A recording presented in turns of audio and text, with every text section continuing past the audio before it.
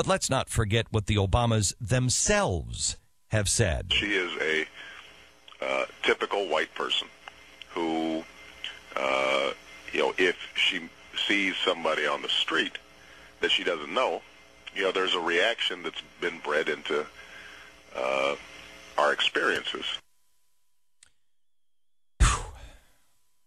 We've talked a lot about him trashing his own grandmother here, but more importantly, he sees the world as a place where the typical white person is afraid of those who are different.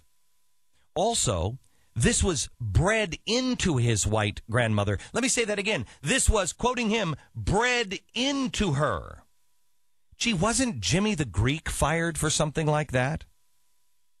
How about this super classic gem? And I really want to emphasize the word responsibility. I think that whether you are a white executive living out in the suburbs who doesn't want to pay taxes to inner city children, for them to go to school. I worked as a community organizer in Chicago. I was very active in low-income neighborhoods.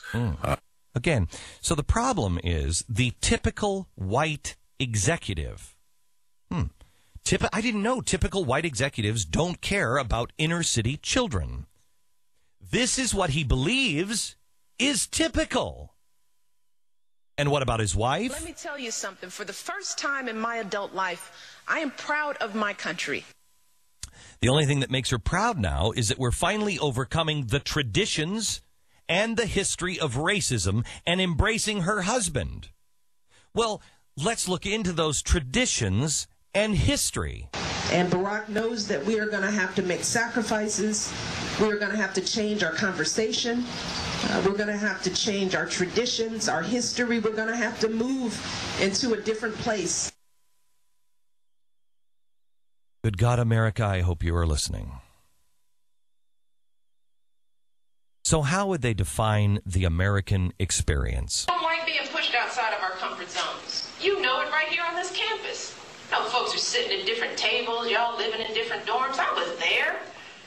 Y'all not talking to each other. Taking advantage of the fact that you're in this diverse community.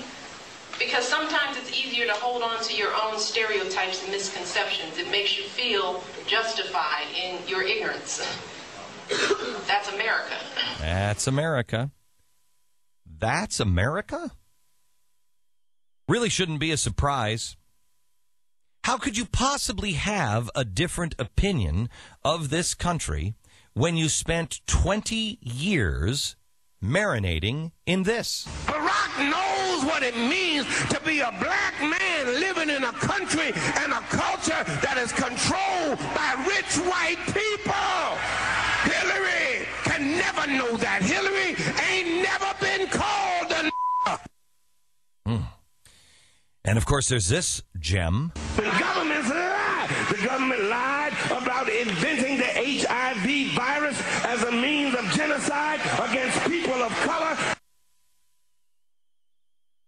Does anyone really, truly believe the president and his wife attended services with this man for 20 years and didn't know? Never heard these opinions? They are their opinions. The comments are not about the traditional definition of racism. Barack Obama is not going to be in some pointy hood. It's not really even about the emerging consensus definition of racism, which all the transnationalists and progressives just love so much, that emerging consensus definition. If we're using the media's definition of racism that they themselves have developed over the past few years, there is no question this man qualifies. But this is about the President of the United States, who sees the world through a prism of righting racial wrongs. His default position is to see white people as typically unfair, typically afraid of those who are different. Whenever you see a group of people, you got to question, Whenever you see people as a group and you see that group in a negative light, and then you see yourself as the one who must use your power, your platform, your policy to reverse the social injustice, then yes, I think racist applies to you. But you still may disagree with me. And God bless the United States of America, that we can still have the freedom to ask the tough questions of each other. But if you still don't agree with me, let me reverse the comments.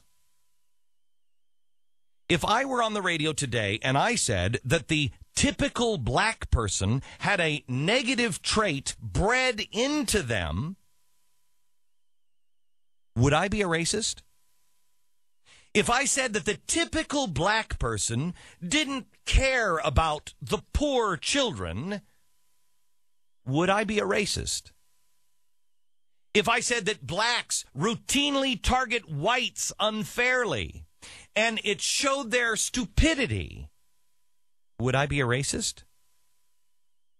If I supported a policy or started building new policies that directed money and preference to white people instead of blacks solely on the color of their skin, would I be a racist? The answer to all of these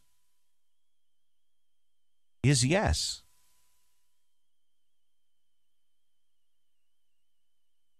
America, have no fear. Sunlight is the strongest disinfectant. A few of us may be lost along the way.